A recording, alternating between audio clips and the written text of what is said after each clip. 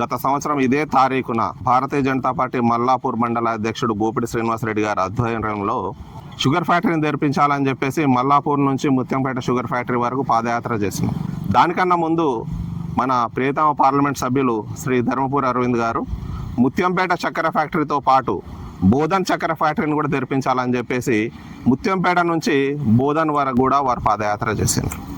ఇక్కడ 1983లో ఎవరైతే ఎమ్మెల్యేగా మంత్రిగా పనిచేసిండ్రో స్వర్గీయ వర్ధినేని వెంకటేశ్వరరావు గారు ఇక్కడ ఈ ప్రాంతంలో ఉన్న రైతులు బాగుపడాలా, ఇక్కడ ప్రజలు బాగుపడాలా, ఇక్కడ ఫ్యాక్టరీ వస్తాయి, ఇక్కడ కార్మికులకు కూడా ఉద్యోగాలు దొరుకుతాయి, యువతకు ఉపాధి దొరుకుతుంది, ఇక్కడ బాగుపడతారని చెప్పేసి వారు ఈ ప్రాంతంలో ఫ్యాక్టరీ ఏర్పాటు చేయించారు.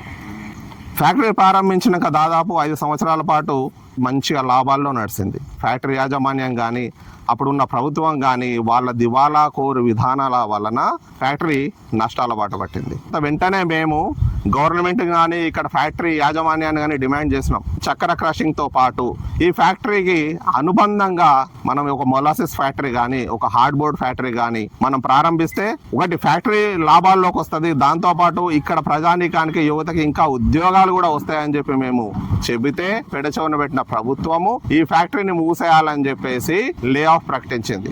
ఎవరైతే దీంట్లో పనిచేసినారో కార్మికులు కానీ అధికారులు కానీ వాళ్ళందరూ కూడా ఈ రోజున పడ్డారు. వాళ్ళందరూ ఉద్యోగాలు కోల్పోయి వాళ్ళ కుటుంబాలను వదిలేసి ఈ రోజు గల్ఫ్ బాట పట్టిండ్రు. ఇక్కడ ఫ్యాక్టరీ ఏర్పాటు చేసే సమయంలో రైతులు కూడా స్వచ్ఛందంగా ముందుకొచ్చి ఇక్కడ బంగారం పంటే భూముల్ని ఇక్కడ ఫ్యాక్టరీ కోసం 100 ఎకరాలు ఇచ్చిండ్రు.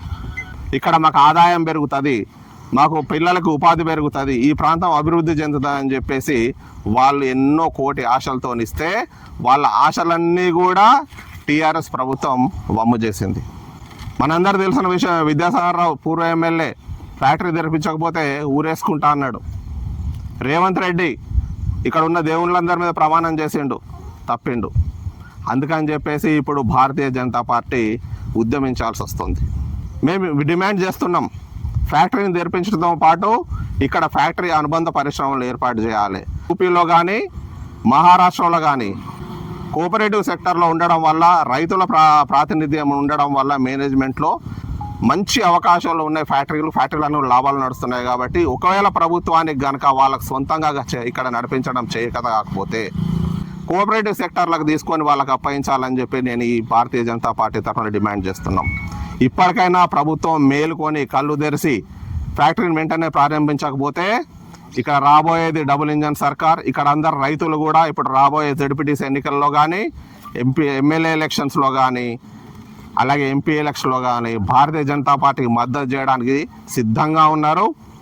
రైతులు తలుసుకుంటే ప్రభుత్వాలు తలకిందులవుతాయి, నాయకుల తలరాతలు మారుతాయి. కాబట్టి ఇప్పటికైనా కూడా ఇక్కడ స్థానిక ఎమ్మెల్యే గారిని అధికార పార్టీ నాయకుల్ని ప్రభుత్వాన్ని హెచ్చరిస్తున్నాం, వెంటనే ఫ్యాక్టరీ తెరిపించాలా.